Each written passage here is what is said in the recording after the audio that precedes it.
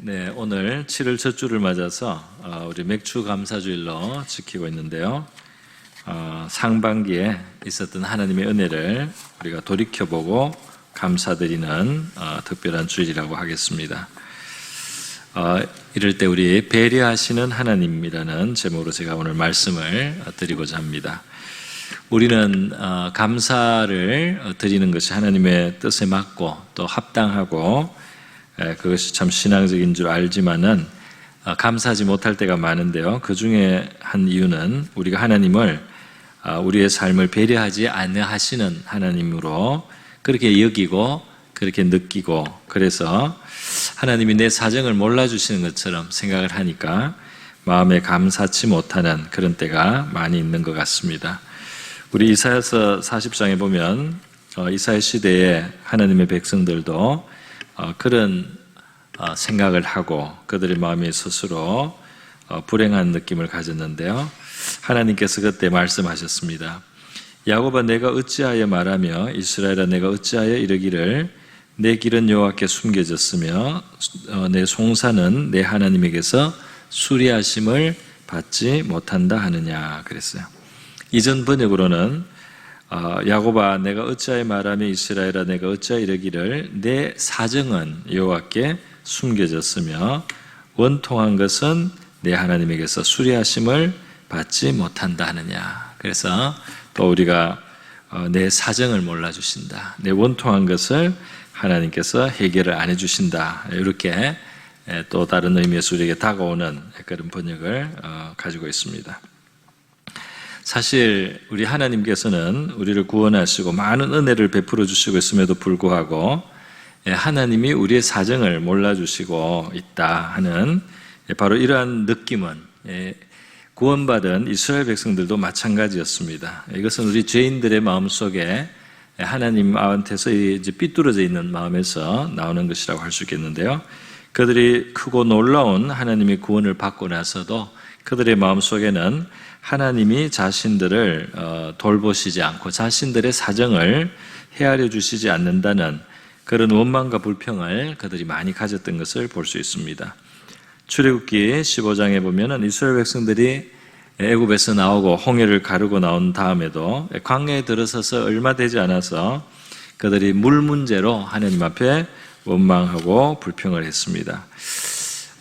샘을 하나 얻었는데요. 그것이 쓴 물이어서 먹지 못한다는 사실 때문에 또 더 실망해가지고 이만큼 희망을 갖다가 실망하면서 그들이 불평하고 원망을 했는데요. 마실 물이 없는 이런 것을 우리에게 준다 그랬어요. 그러나 하나님은 그 물을 달게 만드실 수가 있었고 또 그렇게 해주셨습니다. 또 바로 다음 출애굽기 16장으로 넘어가면 그들이 광야에서 양식이 없는 곳으로 우리를 인도해서 우리를 이렇게 줄여 죽게 한다고 원망하고 불평하는 것을 볼 수 있습니다. 이스라엘의 원망과 불평은 계속해서 이어졌어요. 그들이 광야 40년 동안 광야 40년을 시작하기 전에 그들에게 가나안이 들어갈 수 있는 길이 있었습니다. 그럴 때 민수기 13장 말씀에 보면 하나님이 이제 가서 너희가 그 땅을 얻으라고 하시는데 정탐을 해본 결과 그 땅은 너무나 기름지고 좋은 땅이라는 것이 확인이 되었지만은 그럼에도 불구하고 그 땅의 거민들이 강하고 또 장대하고 그리고 그 요새가 견고하다는 이유로 말미암아서 그들은 하나님께서 우리를 이곳에서 죽게 하려고 우리를 끌어냈다. 이 땅이 좋으면 무슨 소용이 있는가? 우리는 얻을 수가 없고 만약에 얻고자 한다면 우리는 이곳에서 죽을 수밖에 없다. 적들은 우리가 감당하기 어려운 너무 강적이다. 이렇게 하면서 그 원망을 또 하나님 앞에 돌렸던 그런 기사가 있습니다. 이처럼 이스라엘 백성들은 구원을 받고 하나님이 함께 하시고 하나님의 돌보심을 받고 있으면서도 끊임없이 하나님께서 우리를 배려하지 아니하시고 우리에게 무리한 일들을 만나게 하시고 우리에게 어려운 상황을 주신다는 생각을 하고 하나님 앞에 이렇게 자꾸 적대하는 그런 정신을 가진 모습을 볼 수가 있는데요. 이것이 이제 우리의 모습을 대변하는 이스라엘의 하나의 샘플이라고 할 수가 있겠습니다. 바로 그 속에서 우리는 우리의 모습도 발견할 수가 있습니다. 오늘 맥주감사주의를 맞이해서요, 우리가 하나님을 잘못 생각하고 잘못 대하고 있는 우리의 마음을 한번 돌이켜보고요, 그리고 하나님이 과연 어떤 분이신지를 생각해보는 시간으로 이 시간을 가질 수 있기를 바랍니다. 우리 성경 본문 세 군데 정도에서 우리 하나님이 이렇게 우리가 원망하고 불평하고 또 나의 사정을 몰라주시는 그런 하나님이라고 잘못 생각하는 것을 교정할 수 있는 하나님의 모습을 보여주는 성경 말씀을 지금부터 세 군데 정도 찾아보도록 하겠습니다. 먼저 방금 우리가 함께 봉독하신 출애굽기 13장 17절로 말씀에서 생각해 보겠습니다. 바로가 백성을 보낸 후에 블레셋 사람의 땅의 길은 가까울지라도 하나님이 그들을 그 길로 인도하지 아니하셨으니 이는 하나님이 말씀하시기를 이 백성이 전쟁을 보면 뉘우쳐 애굽으로 돌아갈까 하셨습니다. 그랬어요. 이 말씀은 바로 이스라엘 백성들에게 그 인도하시는 그 하나님이 그들을 굉장히 배려하셔서 그들의 길을 인도하시고 있다는 것을 보여주고 있습니다. 애굽에서 바로가 그들을 놓아줄 수밖에 없도록 하나님이 역사해 주셨어요. 그래서 바로가 그 백성을 보냈는데 하나님이 데려가려고 하는 목적지가 있습니다. 가나안 땅으로 데려가려고 하는데 거기에서 가는 짧은 길, 블레셋 사람의 땅을 통과하는 길이 있습니다. 그래서 이것을 통과해서 가면은 가까운 길이 있어요. 그럼에도 불구하고 하나님은 그 길로 인도하지 아니하시고 이스라엘 백성들이 좀 더 돌아서 거리가 있는 길로 인도를 하셨던 것입니다. 그런데 왜 그렇게 하나님이 하셨느냐? 그것을 설명한 거죠. 그들을 그 길로 인도하지 아니하셨으니 이는 하나님이 말씀하시기를 이 백성이 전쟁을 보면 뉘우쳐 애굽으로 돌아갈까 하셨습니다. 블레셋을 통과해 가려면 이제 블레셋과의 전쟁을 해야 되는데 이 블레셋은 이제 전쟁에 능한 민족입니다. 하나님은 애굽도 굴복시키시고 이스라엘을 이끌어내셨어요. 블레셋보다 더 강하다고 하겠습니다. 그 애굽을 굴복케 하시고 그 백성을 해방하게 하셨지만은 그러나 이 백성이 전쟁을 했던 건 아닙니다. 하나님이 일방적으로 애굽을 치셔서 바로를 항복시킨 거죠. 그런데 이제 블레셋을 통과할 때 블레셋과 전쟁을 할 그런 상황이 벌어진다면 하나님이 도와주실 수 있을 것입니다. 그럼에도 불구하고 이 백성들은 아직 전쟁을 별로 경험해 보지를 못했고요. 블레셋의 강적을 만났을 때 하나님은 하실 수 있도록 백성들이 너무 거기에 대한 아직 그것을 당면하기에는 이 백성들이 부족하다라고 하나님이 판단을 해주신 겁니다. 그래서 하나님은 그 길로 인도하지 않고요, 다른 길로 돌아가게 하셨다는 것입니다. 그러니까 이 백성이 할 수 있는 것과 할 수 없는 것, 이 백성들이 감당할 만한 것과 그렇지 못한 것을 하나님은 다 알고 계시고 그래서 감당할 만한 길로 그리고 감당할 수 없는 그런 것은 아예 그곳으로 인도하지 않는다 하는 것을 보여주고 있죠.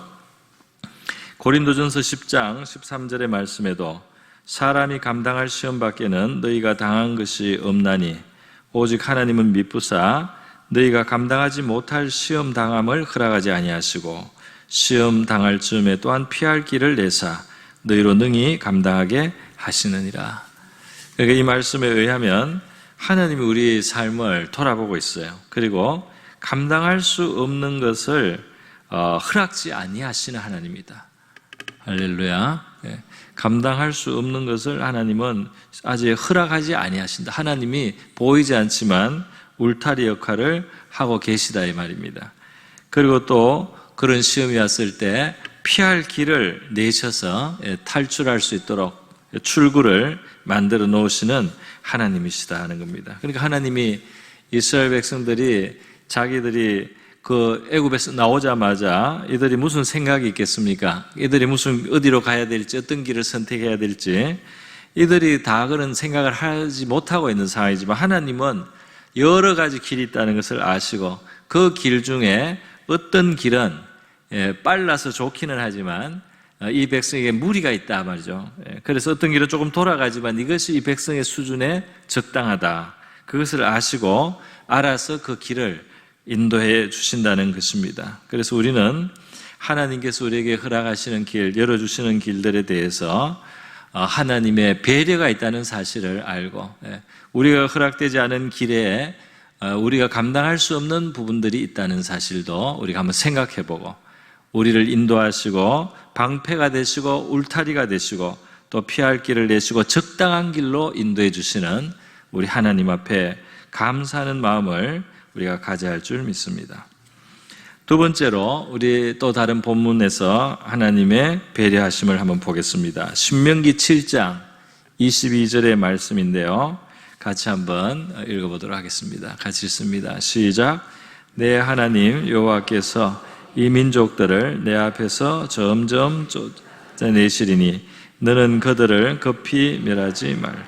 두렵건대 너를 해할까 하노라. 아멘. 예, 제가 옛날 번역으로 읽었는데요. 내 하나님 여호와께서 이 민족들을 내 앞에서 조금씩 쫓아내시리니, 근데 이제 여기서 점점 쫓아내시리니 같은 말입니다. 너는 그들을 급히 멸하지 말라. 급히 멸하지 말라. 들짐승이 번성하여 너를 해할까 하노라. 이렇게 되어 있습니다. 자, 이것은 무슨 말이냐면 이스라엘 백성들은 이제 가나안 땅을 하나님이 그들이 얻도록 하셨습니다. 그 땅에 수백 년간 살아왔던 가나안 원주민들은 너무너무 많은 죄를 지어왔어요. 우상 숭배뿐 아니라 성적인 타락이 극에 달했습니다. 그것이 수백 년간 축적이 됐습니다. 하나님은 그 백성이 그 땅에 더 이상 살 자격이 없다. 이 땅의 모든 땅의 주인은 하나님이세요. 하나님이 주시기로 하면 그 백성이 누릴 수 있는 거고, 그 민족이 하나님이 너희들은 자격이 없다 그러면 그 땅을 떠나야 되는 겁니다.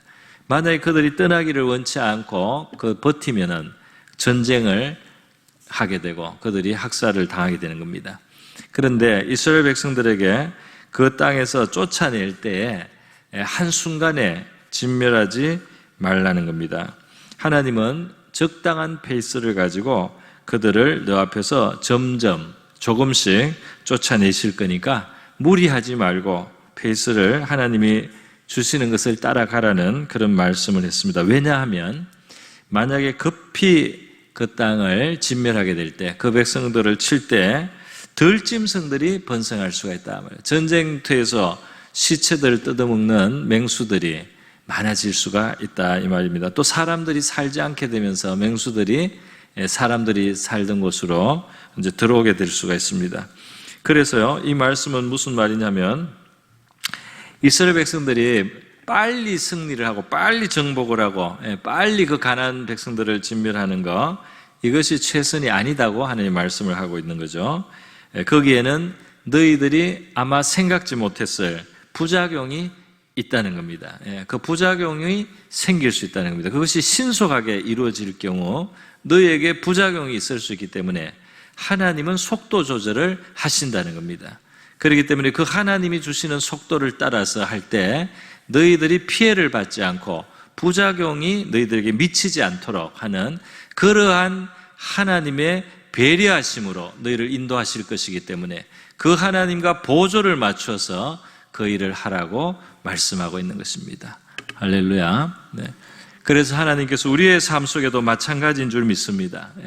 하나님께서도 우리의 삶 속에 우리가 볼 때는 빨리 이것이 이루어지면 좋겠다. 빨리 다 정복하면 좋지. 빨리 다 모든 성을 무너뜨리면 좋지. 아니, 그렇지 않다는 겁니다. 그렇게 됐을 때 너희들이 생각지 못한 부작용이 생길 수 있다 말이죠. 들짐승들이 번성해서 너희들을 해하는 결과가 날 수가 있다 말이죠. 하나님은 이스라엘 백성들이 전혀 생각지 않은 것까지 다 생각하시고 있단 말입니다. 그래서 그 해를 입지 않도록 하시기 위해서는 속도를 조절하고 계신다. 하나님께서 우리의 삶 속에 이렇게 빨리 되면 좋겠다 싶은 일인데도 불구하고 그것을 그렇게 신속하게 우리의 손, 우리의 마음, 우리의 기분에 맞도록 그렇게 하지 않는 일들을 때때로 우리가 경험할 수가 있는데요. 그 이유 중에는 이 일들이 신속하게 될 경우에 우리가 예상하지 못했던 부작용들을 하나님이 보시고 있기 때문에, 아시고 있기 때문에 우리에게 속도를 조절하신 일도 있으리라고 믿습니다. 여러분, 이스라엘 백성들이 모르는, 생각하지 못하는 문제들, 미래의 어떤 일들이 어떤 결과를 날지 다 모르고 말이죠. 이렇게 되면 좋겠다, 저렇게 되면 좋겠다, 우리의 생각과 우리의 계획대로 되지 않는 것을 때로 우리는 하나님 앞에 감사드려야 될 줄 믿습니다. 이스라엘 백성도 이런 위험이 있으리라고는 상상도 못하는 거예요. 민수기 22장, 23장에 보면 이스라엘 백성들이 요단 동편 땅에 이제 진군을 할 때에 거기에 모압 왕 발락이라는 사람이 있었는데요. 이 사람은 한편 영리한 사람이에요. 그래서 군사적으로 이스라엘을 대적하는 것은 이것은 좀 문제가 우리가 어려움이 있다. 이것은 영적으로 이스라엘을 저지해야 된다. 이렇게 생각했습니다. 그래서 발람이라고 하는 아주 그 시대에 유명한 영감을 가진 선자가 있었어요. 그 사람을 뇌물을 주고 그 사람에게 후대할 것을 약속하면서 부탁을 합니다. 이스라엘을 저주해 달라는 겁니다. 그 사람에게 어떤 영권이 있었는지, 그 사람이 축복을 하면 복이 임하고 그 사람이 저주를 하면 저주가 임하는 아마 그런 일들이 그 당시에 이제 알려졌던가 봐요. 그래서 이 발람에게 좋은 것을 후대하기로 그렇게 자꾸 유혹을 합니다. 발람은 하나님 앞에 물어봤는데요. 하나님께서 그 청을 받지 마라, 따라가지 마라, 내가 축복하려고 하는 이스라엘을 저주하여 달라는 그런 말 듣지 마라, 그렇게 이미 응답을 해 주셨습니다. 그럼에도 불구하고 발락이 계속해서 아주 그냥 대우를 극진하게 하면서 또 극진하게 더 할 것을 그렇게 약속하면서 이 발람을 유혹하니까 발람의 마음이 흔들려서 따라가고 말았습니다. 그러니까 하나님도 그냥 이 욕심을 따라가니까 가라고 그냥 허락 아닌 허락을 그냥 했습니다. 그래서 발람이 가서 이스라엘을 저주하려고 먼저 제사를 드립니다. 하나님 앞에 짐승을 잡고 제단을 쌓고 제사를 드린 다음 저주하려고 딱 하는 순간이 말이죠. 그 입이 자기의 생각과는 전혀 다르게 축복이 막 나오는 거예요. 저주를 하려고 했는데 축복이 막 나옵니다. 그래서 안 되겠다, 또 다 옮겨가지고 다시 제단을 쌓고 짐승을 잡고 그리고 하나님 앞에 예배를 한 다음 다시 저주하려고 마음을 먹고 저주의 말을 쏟으려고 하는 순간 입에서 축복의 말이 또 나가는 겁니다. 그러니까 발람이 이 영적인 사람도 굉장히 그 육신적인 그 영향을 받습니다. 이스라엘 자꾸 보니까 축복이 나와서 안 되겠다, 이스라엘이 눈앞에 안 보이는 또 험한 풍경에 가서 내가 이스라엘을 저주하리라, 아주 산사태가 나고 험한 데로 가가지고요, 거기에서 제단을 쌓고 또 하나님 앞에 예배를 드린 다음 이스라엘 저주하려고 입을 열었는데 또다시 축복만 나옵니다. 그래서 모압 왕 발락은 화를 내고 이 발람을 그냥 물리쳐버리고요, 그들의 일은 성사가 되지 못했어요. 이런 일들이 일어났는데요, 이것은 이제 나중에 알려졌습니다. 그러나 바로 이 일이 일어나고 있을 때, 다시 말해서 이스라엘을 저주하려는 흉계가 꾸며지고 그 시도가 이루어지고 있을 때 이스라엘 백성들은 어떻게 있었느냐 하면 아무것도 모르고 있었습니다. 아무것도 모르고 그들은 그냥 천막 치고 그냥 그 옷 깁고 그리고 음식 그 식사 만들 준비하고 그리고 어떤 사람은 빨래를 하고 이렇게 이제 그냥 있었던 것이지, 이들이 지금 어떤 위험을 당하고 있는지, 어떤 악한 대적이 자기를 해치려고 시도하고 그것도 거듭해서 해하려고 음모를 꾸미고 그 일을 하고 있다는 것을 이스라엘 백성들 아무도 몰랐어요. 그냥 넘어간 겁니다. 그냥 이스라엘 백성도 모르는 사이에 그 큰 위기가 넘어갔다 이 말입니다. 이스라엘을 저주하고 멸망케 하려고 했던 악한 자의 흉계가, 그리고 욕심에 치우친 사람이 잘못된 의도로 이스라엘을 해하려고 할 때 그것을 저주를 하지 못하게, 그것이 축복으로 바뀌게 하는 일을 하나님이 하신 줄 믿습니다. 그러니까 생각하지도 못하고 있을 때 하나님은 그들을 보호하셨고요, 그들은 그냥 그날도 다른 날하고 똑같은 하루의 생활을 해가 떠서 시작해서 해가 저물 때까지 하고 잠자리에 든 줄로 알지만 그날 엄청난 위기를 하나님이 막아주시고 보호하고 계셨다 이 말입니다. 우리의 삶 속에도 마찬가지예요. 하나님께서 우리를 대적하는 원수 마귀의 흉계가 있고 함정이 있고 음모가 있고 악한 사람의 도모가 있을 수 있고 우리가 해받을 만한 어떤 상황이 한편으로는 만들어지고 있는데 우리도 모르는 사이에 하나님께서 그것을 넘어갈 수 있도록 해주신 일들이 저와 여러분의 삶 속에도 있으리라고 생각합니다. 우리가 모르고 지나고 나중에 하나님 앞에 가서 우리가 알게 되는 순간이 올 수도 있고요, 아니면 우리가 이 땅에 사는 동안에도 나중에 깨닫는 날도 있을 수 있으리라고 믿습니다. 시간이 지나고 보니까 그때 엄청난 위험이 있었는데 하나님이 보호하사 그것을 넘어가게 해주셨단 말이죠. 그렇기 때문에 우리가 그냥 평범한 하루를 사는 것 같아도 그 속에 하나님의 특별한 보호와 도우심이 우리를 둘러싸고서 우리를 보호해 주신 것을 기억하시고 감사하시는 저와 여러분 될 수 있기를 바랍니다. 마지막으로 한 곳을 더 살펴보려고 합니다. 그것은 바로 사사기 말씀인데요, 사사기 3장 1절에서 3절의 본문을 같이 한번 보면, 이때는 이제 이스라엘 백성들이 모세의 시대를 이어서 여호수아가 이스라엘의 지도자가 되어서 백성들을 이끌고 가나안의 정복을 이미 시작을 했어요.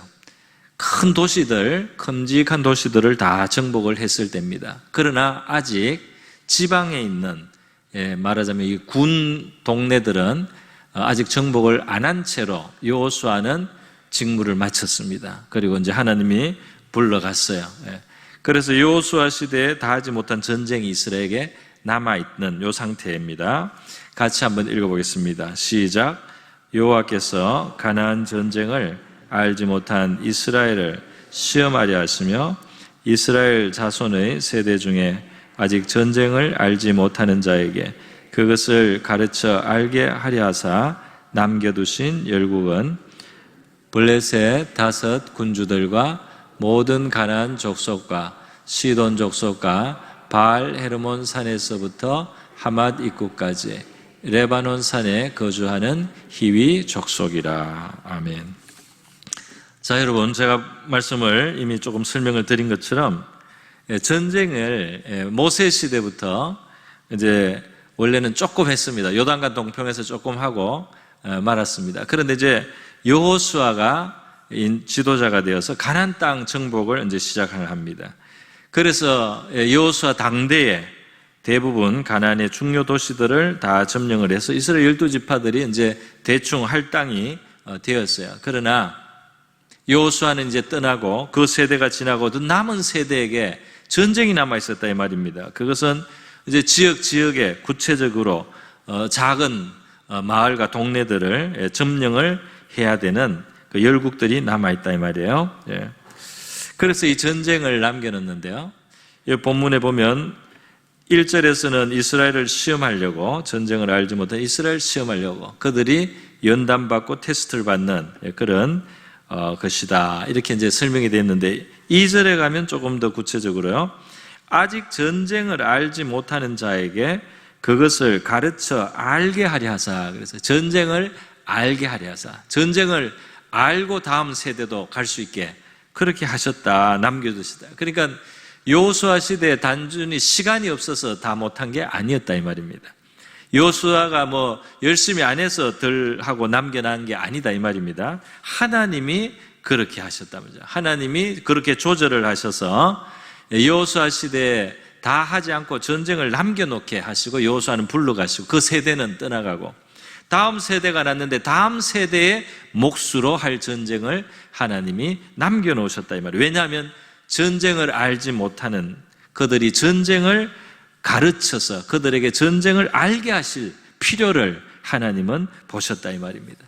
이것은 단순히 여호수아 다음 세대 이스라엘 백성들에게 전쟁 기술을 익히라고 주신 것이 아니에요.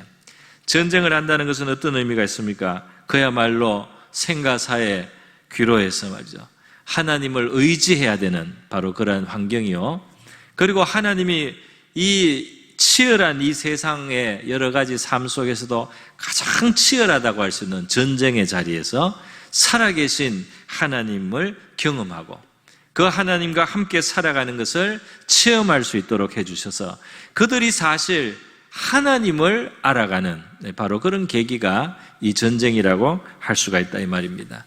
그래서 전쟁처럼 절실하게 하나님과 함께 할 수 있는 자리가 없다 이렇게 볼 수 있고요. 전쟁처럼 진실로 하나님은 살아계신 하나님이다. 이거를 경험할 수 있는 자리도 없다 이 말입니다. 그래서 그들의 신앙을 위해서 하나님은 이 전쟁을 남겨놓으셨다 하는 것입니다. 우리 대한민국에 우리 예전에 이런 이야기가 있었어요. 이 북한하고 남한이 이제 그 군사적으로 이렇게 이제 대조를 해보면은 뭐 여기에는 또 미군이 주둔하고 있는 것도 너무 강력한 또 하나의 전쟁의 어떤 그 능력으로서 우리가 있는 거지만 이 군사 숫자로만 보면 이 북한이 더 사실 많습니다. 그 사람들은 복무기한이 엄청나게 길어요. 6.25를 하기 직전에는 전쟁 준비를 하려고 17세에서 40세까지 남자들을 다 이 군사훈련을 시켰습니다, 북한은. 그리고 지금도 아마 10년 정도 여자들도 군복무를 많이 하고 있고요. 이렇게 북한은 전쟁을 아주 그냥 중심에 놓고 군대를 사회 중심에 놓고 하기 때문에 결국 이렇게 경제가 망하다시피 하는 그런 나라가 되고 말았는데요. 어쨌든 군사력 자체가 너무 강한 그리고 숫자를 가지고 있었습니다. 그런데 이제 그럼에도 불구하고 남한에 미군 외에 우리 한국군이 가지고 있는 아주 중요한 군사적 자산이 있었어요. 그것이 뭐냐면 월남전 참전 용사들, 또 월남전 참전 하사관들입니다. 왜냐하면 이 사람들은 6.25 이후 다음 세대 중에서 전쟁을 실제로 현장에서 경험한 사람들이에요.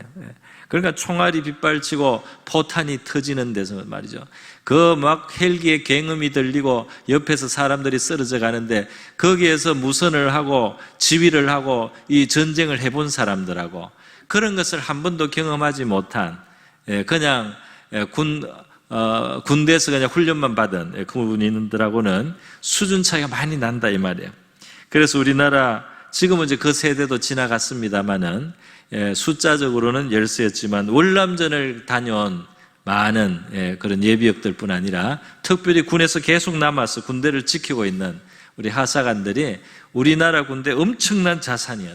그래서 이것을 두려워한다. 북한에서 뭘 하려고 해도 실제로 전쟁할 줄 아는 사람들이 있으니까 북한에서 함부로 하기 어렵다.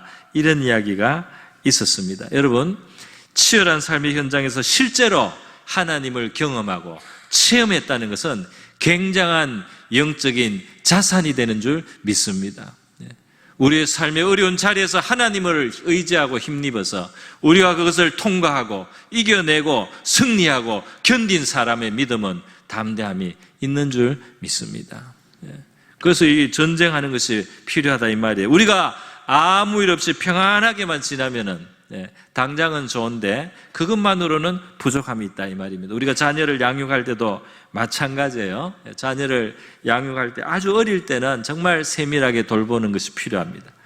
땀띠기가 나지 않도록 어떤 괴로움이 어떤 병이나 어떤 다른 문제나 열이나 어떤 다른 거에 해를 입지 않도록 굉장히 섬세하게 어머니처럼 정말 어머니의 세밀한 마음처럼 그렇게 돌보는 손길이 필요하죠. 그러나 좀 자라면 아버지스러운 그런 양육이 또 필요합니다. 왜냐하면 어려울 때 견디게 하고 어려운 것을 극복하게 만들어주고 스스로 굳세게 이기게 해주는 그러한 교육도 필요하지 않습니까? 하나님께서 앞에 보면은 그 블레셋 땅의 길을 가지 않게 할 때는 이스라엘을 굉장히 보호해 주시는 것 같았어요. 미리 어려움이 없도록 그렇게 딱 보호해 주시는 어머니 손길처럼 보여 주셨습니다. 그러나 이들이 이제 어떤 경험을 하고 신앙적인 어떤 그런 경험을 통해서 믿음이 좀 자랐을 때 이 백성들에게 하나님은 일부러 전쟁을 경험하게 하려고 앞대의 전쟁을 끝내지 않고 싸울 일을 남겨놓으셨다 이 말입니다. 그들이 극복해야 될 시련과 싸움을 통과할 수 있도록 그 거리를 남겨놓으신 하나님이시다 이 말입니다. 이 백성을 강하게 훈련하시고 키우셔서 이들이 평화를 누리게 될 때 허약한 평화가 아니라 어떤 비바람이나 폭풍이 몰아쳐도 흔들리지 않는 평강을 누릴 수 있도록 강건한 하나님의 백성으로 만들려고 하신 것입니다. 오늘날 우리에게도 하나님이 우리의 믿음을 연단하시고 훈련하셔서 견고한 평강을 누리도록 그렇게 우리를 자라게 하시는 하나님이신 줄 믿습니다. 하나님은 우리를 훈련하실 때 여러 가지 참 깊이 생각하시는 거예요. 우리 하나님이 사려 없이 배려 없이 우리에게 무리하게 막 그렇게 하시는 하나님이 절대로 아니라는 것입니다. 우리 다윗의 시편 가운데 보면은 하나님을 이렇게 말했어요. 하나님은 놀라운 일들을 많이 하셨는데 우리를 향하신 주의 생각이 많습니다. 하나님은 우리를 굉장히 많이 생각하시는 분입니다. 내가 들어 말하고자 하나 주의 앞에 베풀 수도 없고 그 수를 셀 수도 없나이다. 하나님은 정말 우리를 위해서 많은 것을 생각하시는 하나님이에요. 우리는 어쩌다가 이건가 보다 하고 하나를 택했지만은 하나님은 1번, 2번, 3번, 4번, 5번, 6번 쭉 많은 것들을 다 고려하셨고 다 생각하셔서 이것은 이래서 안 되고 저것은 저래서 안 되기 때문에 이 길이 이 백성에게 좋은 길이다 하고 그 길을 인도하시는 그 셀 수 없이 많이 배려해 주시는 하나님이었단 말이죠. 그래서 시편 139편에 또 다윗이 또 고백합니다. 하나님이여 주의 생각이 내게 어찌 그리 보배로운지요 그 수가 어찌 그리 많은지요. 하나님은 나를 정말 속속이 아시면서 나를 그렇게 세밀하게 인도하시는 하나님이십니다. 내가 이 세상 어디 가도 하나님은 그곳에서 나를 붙들고 나를 인도하고 주의 오른손으로 나를 붙들어 주시는 그런 하나님입니다. 그런 하나님께서 나를 향해서 많은 생각, 모래수보다도 더 많은 생각을 하시면서 내가 잘 때도 깰 때도 함께 계시고 내 길을 인도하시는 하나님이십니다. 이렇게 다윗이 고백하는데 이 고백이 저와 여러분에도 같은 고백을 할 수 있는 줄 믿습니다. 우리도 마찬가지 고백을, 왜냐하면 같은 하나님이시죠. 여러분, 어려운 풍랑을 뚫고 나온 선원이나 선장은 담대한 거죠. 이 바람 없이 편하게만 지난 것이 능사는 아닙니다. 우리 자녀들이 심지어는 그 먼지 하나 없이 만약에 자란다지 어떤 균이 하나도 없는 곳에 자라면 이게 좋은 게 아니고요, 위험합니다. 어릴 때 면역이 발전해야 되거든요. 심지어 모기가 사람을 물 때 모기 안에 있던 균이 우리 안에 자꾸 들어오는 것들이 있습니다. 그 중에 물론 굉장히 위험한 것도 있어서 이제 콜레라나 이런 것도 있지만 우리 일상에서 보통 일어나는 이 모기가 우리에게 집어넣는 이 균으로 우리가 붓고 말이죠, 이렇게 할 때 면역이 자꾸 발달합니다. 그래서 이 균이 들어오고 이 싸움을 해야 되는 상황이 자꾸 일어나서요, 우리가 강건해지고 강해질 수 있도록 이 환경이 허락되는 겁니다.